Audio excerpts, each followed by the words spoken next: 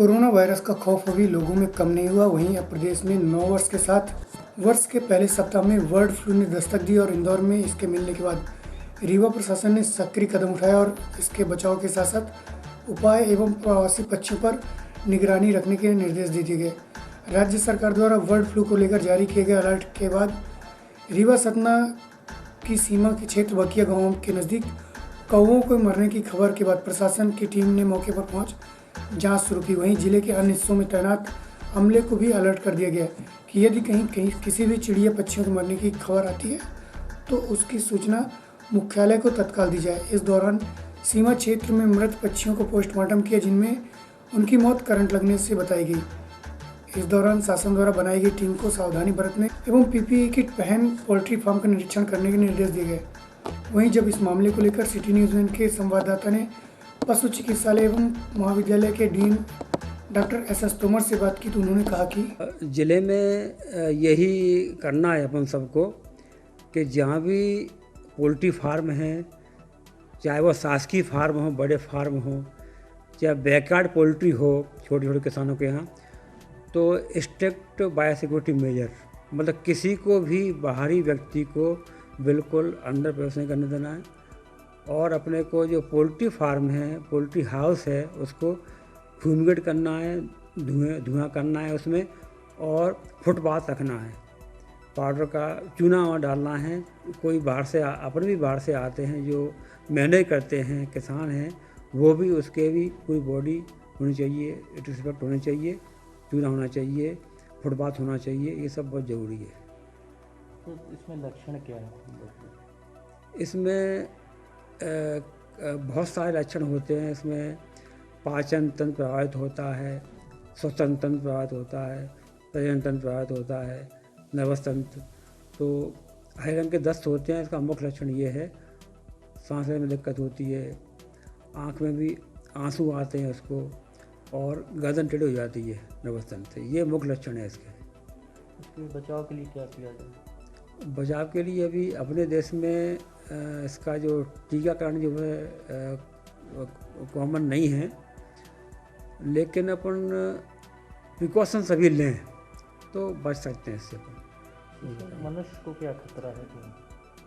अभी अपने देश में कोई भी केस रिपोर्ट नहीं हुआ है कि ये बर्ड फ्लू का केस, तो सावधानी बरतनी चाहिए। वैसे सर, इसमें पक्षियों से पशुओं का भी खतरा रहता है डरने का? नहीं, पशुओं का खतरा नहीं रहता है। देखिए है कि जैसे कौवे हैं, ये बर्ड में होता है। बर्ड में कौवों से अभी कौवों में रिपोर्ट केवल हुआ है, मुर्गियों में नहीं हुआ है। मुर्गियों में अभी कहीं कोई केस नहीं आया है। फिर भी सावधानी के तौर पर मुर्गी के सैंपल टेस्ट किए जा रहे हैं। तो जैसे लोग जो चिकन खाते हैं, अंडे उबले खाते हैं, तो इसको किस तरह से खाना अभी उचित रहेगा कि नहीं रहेगा, और खाते हैं तो क्या प्रिकॉशंस हैं? नहीं, कोई जो चीज़ उबाले खाई जाती है उसमें खाने में कोई रिस्क नहीं है, लेकिन कच्चा कोई चीज़ नहीं खानी चाहिए। जी। बर्ड फ्लू पक्षियों में से फैलने वाला रोग है जिसमें संक्रमित पक्षी के संपर्क में आने पर मनुष्य को भी यह प्रभावित करता है। बर्ड फ्लू, जिसे एवियन इन्फ्लुएंजा या एवियन फ्लू भी कहा जाता है। बर्ड फ्लू एक खास तरह का श्वास रोग होता है। यह रोग इतना भयानक होता है कि इससे संक्रमित व्यक्ति की जान भी जा सकती है।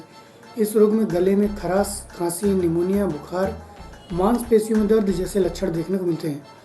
कोरोना वायरस के बीच इंदौर में बर्ड फ्लू की दस्तक ने दहशत फैला दी, जिसके चलते रीवा जिले में भी अलर्ट जारी कर दिए गए। पशुपालन विभाग को इसके लिए निगरानी रखने के निर्देश दिए गए। प्रदेश सरकार ने इसके लिए सभी जिलों में निगरानी रखने के निर्देश दिए गए। साथ ही प्रवासी पक्षियों सहित पोल्ट्री फार्म और मुर्गे मुर्गियों की दुकानों पर लगातार निगरानी रखने के लिए कहा गया। रीवा सतना जिले के बॉर्डर में एक गाँव बकिया, जहाँ पर स्थानीय लोगों ने 2-3 कौवे मरने की सूचना पशुपालन विभाग को दी थी, जिसके बाद अधिकारियों द्वारा इसकी जांच की गई। हालांकि संभाग में अभी तक बर्ड फ्लू के कोई भी मामले सामने नहीं है, लेकिन प्रशासन ने अपनी तरह से पूरी निगरानी बनाए रखे हुए है।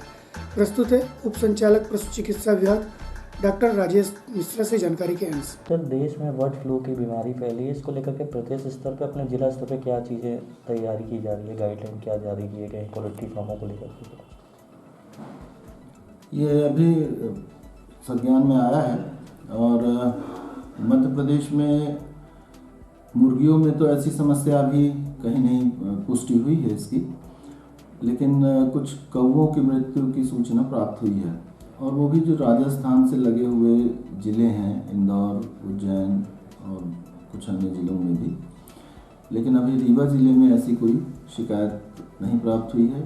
यहाँ सभी पशु चिकित्सालयों में चिकित्सकों को और हमारे कंपाउंडर्स को सभी को ये निर्देशित किया गया है कि अगर कहीं आकस्मिक मृत्यु पक्षियों में दिखाई दे तो उसकी तत्काल यहाँ सूचना दें, और इसके सैंपल भी हम नियमित रूप से, जैसे प्रवासी पक्षी आते हैं आजकल गोविंदगढ़ में हैं, तो वहाँ से भी सैंपल लिए जा रहे हैं। शासकीय या अशासकीय जितने भी पोल्ट्री फार्म्स हैं जहाँ मुर्गी पालन का कार्य हो रहा है, वहाँ भी एहतियात बरतने के निर्देश दिए गए हैं कि कोई भी अनजान व्यक्ति पोल्ट्री फार्म में प्रवेश न करे, या जो भी व्यक्ति जाए वो पूरे प्रिकॉशन के साथ जाए, सैनिटाइज करके जाए अपने आप को, ताकि ये कहीं इसका उद्भेद अपने ज़िले में ना होने पाए। सर, टीका के लिए क्या अभी बने हैं कि नहीं बने क्या? नहीं, अभी इसके कोई टीकाकरण की व्यवस्था नहीं है, ना ही अभी कोई इसका वैक्सीन कोई तैयार हो पाया है। और इसमें तो जो स्थिति है कि अगर ऐसी सूचना किसी प्रक्षेत्र से प्राप्त होगी तो सीधे सीधे कलिंग का ही विकल्प खुला रहता है, और 100% उसको प्रोटोकॉल के तहत उसको डिकम्पोज किया जाता है बर्ड्स को। जहाँ तक ह्यूमन की बात है तो पक्षियों में तो मृत्यु दर बहुत अधिक होती है अगर इसका इन्फेक्शन फैलेगा तो, अन्यथा मनुष्य में जो सिम्टम्स कोई ऐसे गंभीर नहीं हैं जो इन्फ्लुएंजा के रहते हैं, सर्दी जुकाम और इस टाइप की समस्या कुछ आती है। तो इसमें जो भी प्रक्षेत्रों में लोग काम कर रहे हैं या पक्षियों की देख रेख कर रहे हैं वो पीपी किट वगैरह इस्तेमाल करें, सैनिटाइज़र का इस्तेमाल करें। हालांकि अभी कोई ऐसी स्थिति ज़िले में नहीं है, अतः ऐसा परेशान होने की ज़रूरत नहीं। सर, जैसे जो दुकानों में बाहर से मुर्गियां आती हैं, सप्लाई होती है, इस पर किस तरह की निगरानी रखी जाएगी? देखिए, क्या है कि बर्ड फ्लू जब तक किसी प्रक्षेत्र में उद्भेद होगा तो उसमें मृत्यु का प्रतिशत बहुत अधिक होता है, तो वहाँ से तो पक्षी कहीं भी ले जाने की स्थिति ही नहीं रहेगी, वो वहीं के वहीं उसको डिकम्पोज किया जाएगा। उसका एक गाइडलाइन है, उस गाइडलाइन के तहत ही उन सारे पक्षियों को हम ज़मीन के अंदर बरी करते हैं। और अगर कहीं बर्ड्स ऐसा मूवमेंट नहीं है, ज़िले के अंदर ही ज़्यादातर उत्पादन होता है और वही पक्षी ही विक्रय के लिए बाहर जा रहे हैं।